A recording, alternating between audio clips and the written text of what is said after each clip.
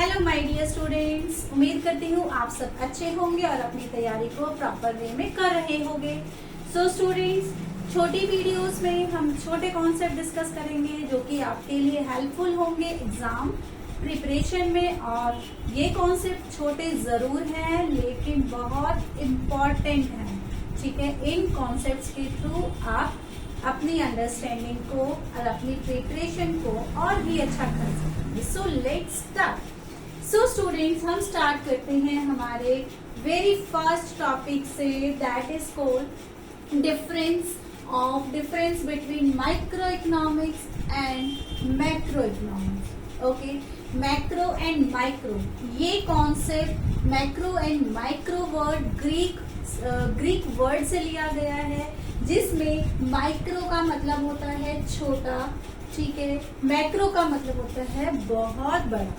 Okay, micro economics theory का वो part है जिसमें हम इकोनॉमी की एक इंडिविजुअल यूनिट को एक फर्म, ठीक है, इकोनॉमी की एक इंडिविजुअल यूनिट को स्टडी करते हैं। ठीक है, मैक्रो इकोनॉमिक्स में हम एक पूरी इकोनॉमी को स्टडी करते हैं। इनकम एंड एम्प्लॉयमेंट, एक इकोनॉमी की जीडीपी कितनी है, नेशनल इनकम कितनी है, जीडीपी कितनी है, तो एक इकोनॉमी में कितनी growth. Okay, so students, difference है micro economics is that part of theory which studies the behavior of individual unit of an economy. Okay, then macroeconomics is that part of theory which studies the behavior of aggregates of the economy as a whole. Micro का मतलब होता है कि हम economy की एक individual unit को study करते हैं, और मैक्रो इकोनॉमिक्स में हम एक इकोनॉमी को पूरी इकोनॉमी को स्टडी करते हैं।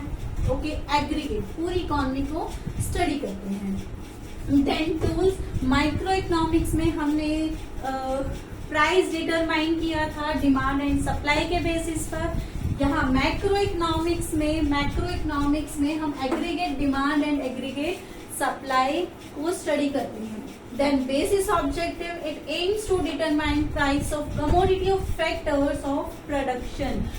कमोडिटी के प्राइस फैक्टर को हम इसका डिटरमाइन करना, कमोडिटी के प्राइस को डिटरमाइन करना बेसिस ऑब्जेक्टिव होता है। देन यहाँ income and employment level, economy में इनकम एंड एम्प्लॉयमेंट लेवल कहाँ तक है, कहाँ हम स्टडी करते हैं, मैक्रो इकोनॉमिक्स में। ओके, देन एसम्पशन, माइक्रो इकोनॉमिक्स में ये एज्यूम किया जाता है कि मैक्रो वेरिएबल्स जो होते हैं वो कांस्टेंट होते हैं।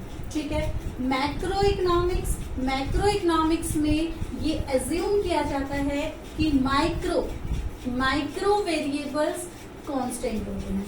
Okay, last and next difference है micro economics is also known as price theory. ये बहुत इंपॉर्टेंट है बच्चे, इसको एमसीक्यूज फॉर्म में एग्जामिनर क्वेश्चन दे सकता है कि माइक्रो इकोनॉमिक्स को किस और नाम से जानते हैं। तो माइक्रो इकोनॉमिक्स का दूसरा नाम है price theory.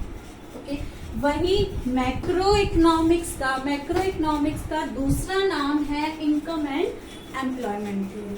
Okay student, so ये छोटा सा कॉन्सेप्ट था, ठीक है, जो कि बहुत ही इम्पोर्टेंट था और इस छोटी सी वीडियो में हमने डिस्कस किया।